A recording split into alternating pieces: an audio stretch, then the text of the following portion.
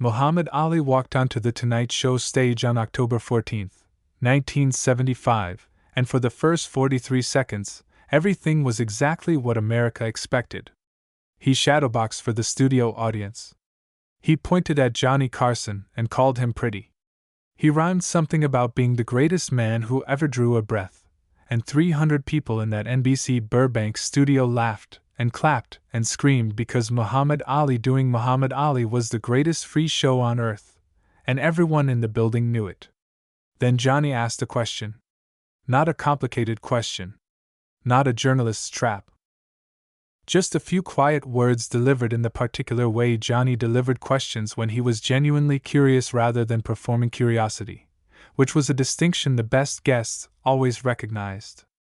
And Muhammad Ali, who had been answering questions in front of cameras since he was 18 years old and had never in his life been at a loss for a single word, went completely silent. What happened in the next 11 minutes has never been shown in its entirety. Producers made cuts before the segment aired. NBC executives made phone calls that same night. And the man sitting across from Ali, the man who had interviewed presidents and saints and every kind of legend the 20th century produced, later said he had never in 30 years of hosting felt what he felt in those 11 minutes. Not before. Not after.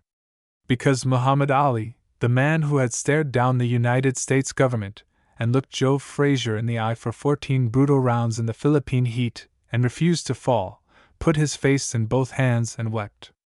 Not performed emotion. Not theatrical tears shaped for a camera he knew was rolling. The kind of crying a man does when something he has carried for years finally becomes too heavy to hold, and the weight of it breaks through every wall he ever built. 300 people in that studio sat absolutely still.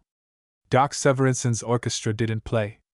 And Johnny Carson reached across his desk, put his hand over Muhammad Ali's arm, and said nothing, because nothing was what the moment required. But to understand what broke the greatest of all time on a Tuesday evening in Burbank, you need to go back 13 days earlier, to a boxing ring in Quezon City, Philippines. You need to understand what Ali walked out of that arena carrying, not the victory, not the championship belt, but something smaller and heavier and far more permanent. A letter. Folded into quarters and refolded so many times the paper had gone soft at the creases. He had carried it through every fight he'd fought since 1969.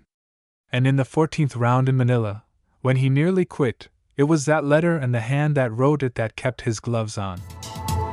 Before we continue our video, I'd like to say something. I often see comments from people who didn't realize they weren't subscribed. If you enjoy the channel, please take a second to check and make sure you're subscribed. It's free, and it really helps us keep the show growing. Thank you for being part of this journey with us. If this story is already pulling at something in you, hit that like button right now and drop a comment telling me where in the world you're watching from. Because what Ali pulls from the inside pocket of his jacket in that studio is something that nobody has told all the way through. I promise. Let's go back to the beginning. Cassius Marcellus Clay Jr. was born on January 17, 1942, in Louisville, Kentucky. He started boxing at 12, won the light heavyweight gold medal at the 1960 Rome Olympics at 18, and destroyed everyone who stood in front of him as a professional. He was loud and beautiful and faster than any heavyweight the sport had ever seen, and he knew it, and said so, in rhymes and predictions and proclamations that made sports writers groan and audiences love him. He beat Sonny Liston for the heavyweight championship of the world in February of 1964, stood in the middle of the ring, and screamed until his voice filled the arena. "I am the greatest of all time. I shook up the world." Then he changed his name. And everything changed with it. Cassius Clay became Muhammad Ali. He announced his conversion to Islam, rejected what he called his slave name, and America pulled back hard and fast. Sponsors disappeared. But Ali didn't flinch. He had a capacity to carry fear alongside conviction without letting the fear decide anything. It was the rarest kind of courage. Not the absence of something. The presence of something stronger. April 28, 1967. His name was called 3 times at a military induction center in Houston, Texas. 3 times, Ali did not step forward. He had already said what he needed to say a few days earlier in a sentence the next 50 years would quote until it became part of the American language. He had no quarrel with the Viet Cong. No Viet Cong had ever called him the word that America had been calling him his whole life. The World Boxing Association stripped his title within hours. His passport was confiscated. He was convicted of draft evasion. Every boxing commission in every state refused to license him to fight. Muhammad Ali was 25 years old at the peak of his powers, and he was done. For 3.5 years. What most people have never heard is what his refusal meant to the people watching from places where refusal was not an option. In the summer of 1967, a 20-year-old man from Meridian, Mississippi named James Earl Cooper was drafted. James was the son of a woman named Ruth who took in laundry and cleaning work to keep them fed. His father had died in a factory accident when James was 11. He arrived in Vietnam in August of 1967, 4 months after Ali's refusal, and wrote long letters home, the letters of a young man who understood that the distance between where he was and where he wanted to be was not merely geographic. At night, lying in the heat with the sounds of a country that had not asked for him pressing in from all directions, he thought about Muhammad Ali. Everyone around him had opinions. Contempt from officers. Confusion from enlisted men. James listened and said nothing, which was the posture he had learned in Meridian. But the more he thought about what Ali had done, the more something clarified in him, something he could feel as clearly as he could feel the photograph of his mother he kept folded in his breast pocket. In November of 1967, James Earl Cooper wrote Ali a letter. He said he didn't expect a reply. He said he was nobody that anyone had heard of. He wrote about the questions he couldn't stop asking and what Ali's refusal had meant to him, not as a political statement, not as permission to resist, because James had no such permission. What it had meant was something more personal than politics. It meant that someone knew. Someone had looked at the same machinery James was inside and named it, out loud, in front of everyone, at the cost of everything he had. For James Cooper, 20 years old and trapped in a country he hadn't chosen, that act of naming had been the most comforting thing that had happened to him in 4 months. He wrote at the end of the letter, "Muhammad, I just need to know that someone out there is standing up when they can't make us stand down. I need to know that somewhere, the right thing is getting done by somebody who doesn't have to do it, and does it anyway. You doing what you did is the reason I know there's such a thing as righteousness. I may not make it home, but knowing that you existed, knowing that you chose what you chose, that's enough. That's enough for me." James Earl Cooper was killed on February 14, 1968. A landmine on a road outside of Hue during the Tet Offensive. He was 20 years old. The letter he had written to Ali had never been sent. Ruth Cooper found it in his effects, found Ali's name on a list of letters her son had intended to mail, and forwarded it to Ali's management office with a note in her own handwriting. James wanted Muhammad to know he existed. Ali received it in November of 1969, sitting at a kitchen table in Chicago in the second year of his exile. He read it twice. Then he folded it very carefully into quarters and put it in the inside pocket of his jacket. It stayed there in every jacket he wore after that. He carried it to Zaire for the rumble in the jungle in 1974. He carried it to Manila. Subscribe right now because what happens next, what Ali carried through the 14th round in Manila and what he says when he pulls that letter out in front of Johnny Carson, is the part that leaves people unable to speak. Drop your location in the comments. Hit the hype button if you're watching on mobile. You are going to want to be part of this one. The Thrilla in Manila, October 1, 1975, the third fight between Ali and Joe Frazier, was something beyond boxing. The arena in Quezon City registered over 100 degrees on the canvas. Both men were past their absolute peaks and fought with the desperate fury of men who understood this might be the last time anyone would ask this much of them. The early rounds went to Ali. The middle rounds went to Frazier. By the 12th, both men were operating past whatever the body officially has to offer, on something darker and more elemental. The 14th round came. Ali fought it.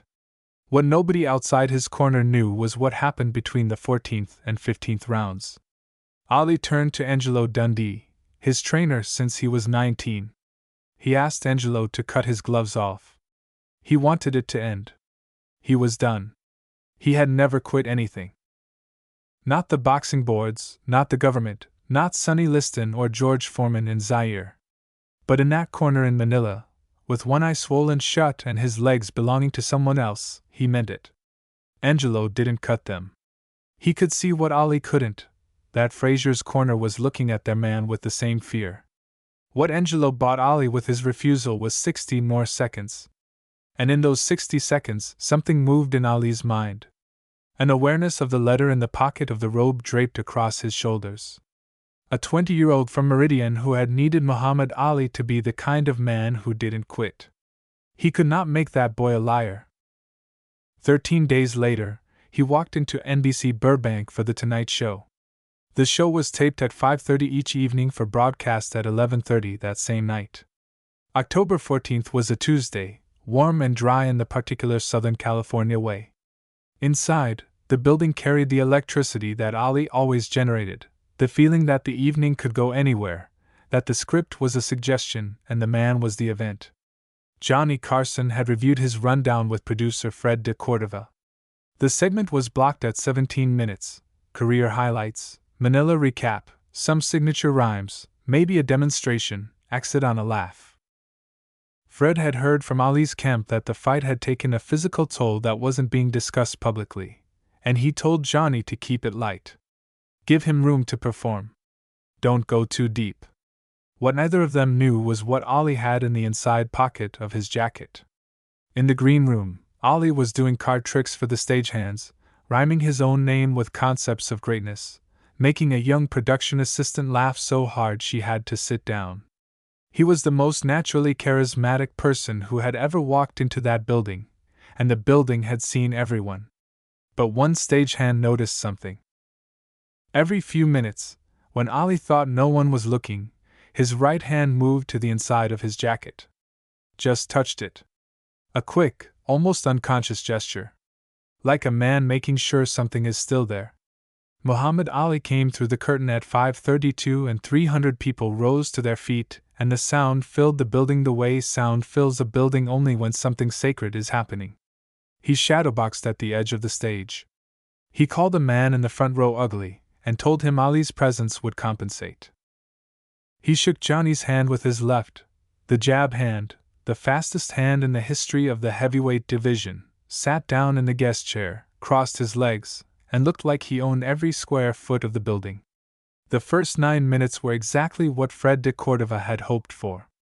Ali talked about Manila with the performer's instinct for the version that plays best in a room, the heat, the 100-degree arena, the way Frazier kept walking forward no matter what was thrown at him. He did an impression of Frazier's crouching march that brought the house down. He recited a poem about his own magnificence that he said he'd written on the flight home from the Philippines. Johnny matched him beat for beat, not competing with the charisma, which would have been like trying to outrun a river, but creating the space in which Ali could be the most complete version of himself. It was a kind of generosity that looked like hosting and was actually something closer to devotion. Then Johnny went off the rundown. His voice shifted, just slightly, from the warmth of the television professional to something quieter and more direct. The voice of a man asking a real question. "Muhammad," he said, "before we wrap up, I need to ask you something. Not the answer Ali gives reporters. Not the poem. The real answer. What were you actually thinking in that 14th round in Manila? When you had nothing left and one round to go, what was going through your mind?" The studio went quiet in a way that studios almost never go quiet. Not the polite silence of an audience waiting for the next thing. The deeper silence of 300 people simultaneously understanding that the nature of the evening has changed. Ali didn't answer immediately. That alone was extraordinary. Muhammad Ali always had an answer. He had been answering questions in front of cameras since he was 18 years old in Rome and had never in his life required a moment to collect himself. He did not pause. He paused now. His hands moved slowly from the armrests of the chair to his lap. His face changed. The performance came down the way a stage scrim comes down when the house lights come on, and behind it was something that 300 people and everyone watching at home would witness with the stillness of people who understand they are seeing something they will never see again. "Johnny," Ali said. His voice was the same voice, deep, musical, that Louisville cadence that had lived in America's living rooms for 15 years, but emptied of its showmanship. Stripped to something underneath all of it. "You want the truth?" "Yes," Johnny said. "The real truth." Ali looked at the audience. Then back at Johnny. Then he reached into the inside pocket of his jacket. The letter was folded into quarters. He held it in both hands for a moment without opening it, the way a man holds something that belongs to more than himself. The studio was so quiet that the sound of the paper unfolding was audible in the first 3 rows. "I need to tell you something I have never told anyone," Ali said. "Not my manager. Not Angelo. Not my family." He looked down at the letter. "In the 14th round, between the 14th and 15th, I told Angelo to cut my gloves off. I wanted to quit." His voice was soft in a way his voice was almost never soft. "I had never quit anything in my life. I meant it." The audience absorbed this rather than gasped. Too large for an immediate response. "I had nothing left," Ali continued. "One eye gone. Legs gone. I was standing in that corner thinking, this is where Muhammad Ali stops. And then," he paused, "I remembered this."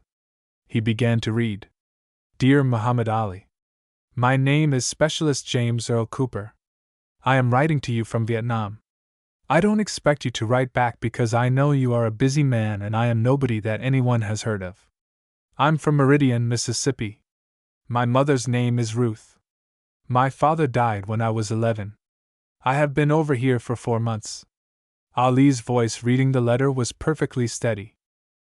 The steadiness of a man who has read something so many times that the emotion has been absorbed into the reading itself. "I want to tell you something," he continued. "When you refused the army, the men around me said you were a coward. I didn't know what to think. I was scared and I needed everyone around me to be right about everything. But I started asking questions I couldn't stop asking. And the more I asked, the more I thought about what you said. You said you had no quarrel with the Viet Cong.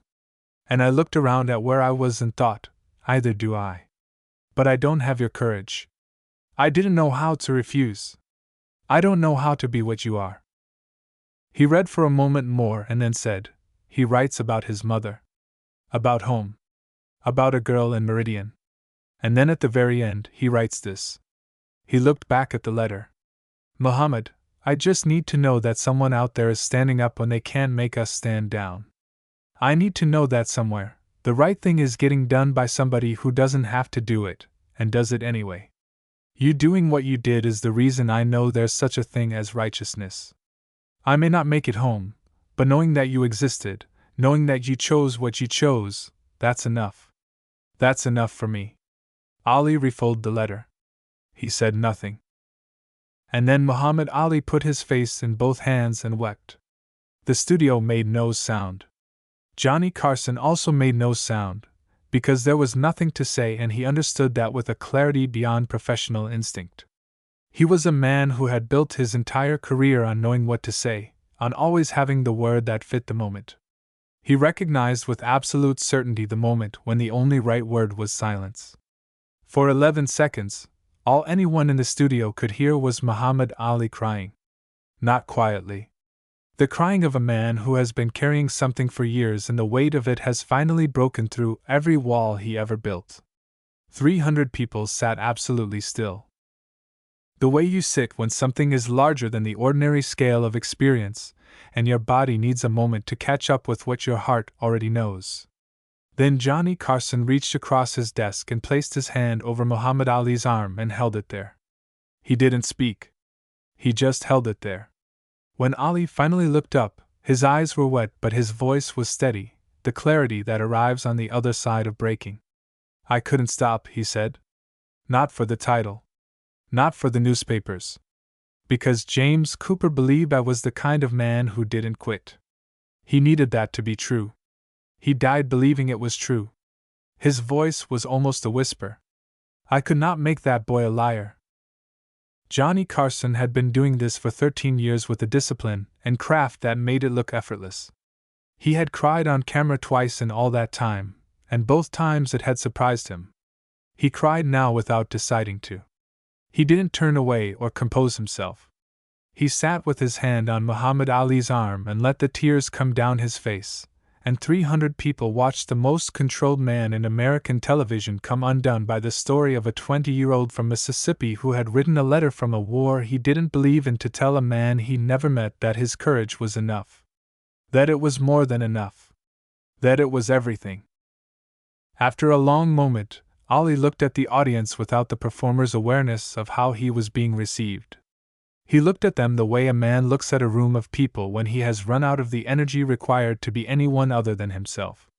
I carry this letter, he said, so I remember why I fight. Not in the ring. I know why I fight in the ring.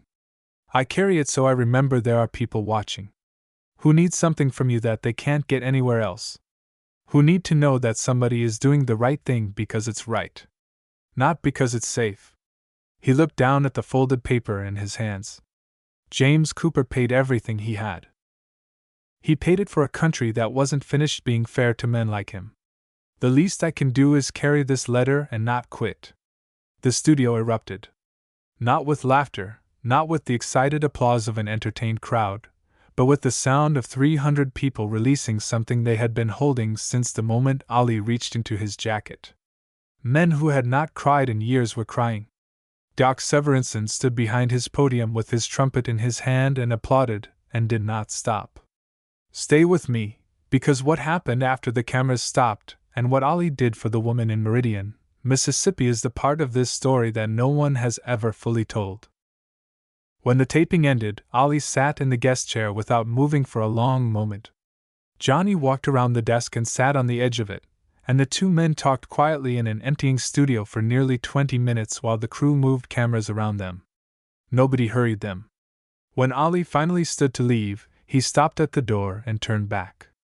A stagehand named Gerald, who had been breaking down equipment in the corner, heard what Ali said and wrote it down that same night. Ali said, "John, the hardest thing about doing the right thing is that it costs more than you think it's going to. You find out what it costs only after you've already paid it. But you pay it anyway, and you hope it reaches somebody you'll never meet." Johnny was quiet for a moment. Then he said, "It reached him, Muhammad. He knew you were out there." The segment aired at 11:30 that night. NBC's switchboard received more calls in the first hour than it had received in any single hour in the previous 4 years. Not about boxing. From Vietnam veterans who had watched and needed to tell someone that a 20-year-old from Mississippi had said what they felt and could never articulate. From families of soldiers who hadn't come home. From men who had resisted the draft and spent years living with the ambiguity of that decision, watching Ali hold a dead man's letter and speak about righteousness with such simplicity that the ambiguity broke open and left something cleaner behind it. In Meridian, Mississippi, Ruth Cooper watched the broadcast in her living room. She had not known Ali kept the letter. When she heard her son's words in Muhammad Ali's voice, she called her neighbor, who called another, and by midnight there were 8 women in Ruth Cooper's living room and not one of them went home until morning. Ali sent Ruth a handwritten letter the following week. He told her that her son had changed the outcome of the most important fight of his life. That James was the reason the thriller in Manila ended the way it ended. 2 years later, he established a small scholarship fund in Meridian for young men from families like James's. He called it the Cooper Fund in all internal documents. He never mentioned it in interviews. He simply funded it, quietly, for years. If you haven't subscribed to this channel yet, do it right now, and hit the hype button below. That's what tells the algorithm these stories deserve to reach people. Drop a comment and tell me where in the world you're watching from, because this channel reaches every corner of the globe and I want to know where James Cooper's story is landing tonight. Johnny Carson referenced the October 14th taping for the rest of his time at The Tonight Show, not loudly, but in the way private men reference what hit them deepest, sideways, through the angle of something else. His producer Fred de Cordova said that after that taping, Johnny became more willing to let interviews go off the rundown when something real was available. More willing to sit in silence when silence was what the moment required. In his final Tonight Show broadcast in May of 1992, he didn't name the Ali taping specifically. He said only, "There was an evening a man pulled a letter from his pocket, and I understood for the first time that all of this was worth something. And I tried to remember that every single night after." Muhammad Ali was diagnosed with Parkinson's syndrome in 1984. He carried the letter through the diagnosis and through the long years of declining capacity that followed, through Atlanta in 1996 when he stood on the Olympic platform with hands that trembled visibly and lit the flame, while the world watched and understood that what the disease had taken was eclipsed by what it had not. He carried the letter until he could no longer carry anything. When he died on June 3, 2016, in Scottsdale, Arizona, at the age of 74, it was among his personal effects. Still folded. Still soft at the creases. James Earl Cooper had been dead for 48 years. He had been 20 years old when he wrote those words. He had never received a reply, had died on a road outside of Hugh without knowing whether his letter had reached anyone. He had written to a man he never met from a war he didn't believe in to say that knowing someone was doing the right thing at great cost was enough. Was more than enough. Was, in his own words, everything. It reached him, James. Ali carried it for 47 years and did not quit. And now you understand why Muhammad Ali put his face in his hands on a Tuesday evening in Burbank, California, and wept in front of 300 strangers and millions watching at home. Not because the thriller in Manila had broken him. Not because 15 years of being the greatest had finally become too heavy. He wept because he had been carrying a dead 20-year-old's faith through the entire span of his greatness, and for 11 seconds on a Tuesday evening in a room full of people he'd never met, the weight of it finally showed. He wept because the right thing had cost everything James Cooper had, and James had said it was worth it, and Ali had spent 47 years trying to be worthy of that verdict. And he had been. In every ring and every courtroom and every exiled year when the easier thing would have been to simply agree. He had been, because James had needed him to be, and that knowing had kept his gloves on when nothing else could. If this story moved something in you tonight, smash that subscribe button right now and press the hype button if you're on mobile. Share this with someone who is fighting a quiet fight, one that no one sees, one that costs more than anyone around them understands. Because you do not have to be Muhammad Ali to matter to someone watching. You just have to keep doing what you know is right, even when it costs more than you expected, even when the only person watching is someone you'll never meet. James Cooper was watching. And the man he watched became exactly who James needed him to be.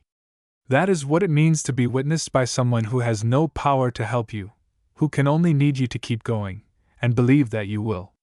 That belief, weightless and free, passed from a 20-year-old in the Mekong Delta to a boxer in Chicago in a folded letter, carried through 14 rounds in Manila, and unfolded at last on a Tuesday evening in Burbank. It turns out to have been the heaviest thing Muhammad Ali ever carried. And the most important. Where are you watching from tonight? Drop your country in the comments. Tell me about someone in your life who kept going when stopping would have been easier. Because those people deserve to be named. And this channel is a place where we name them.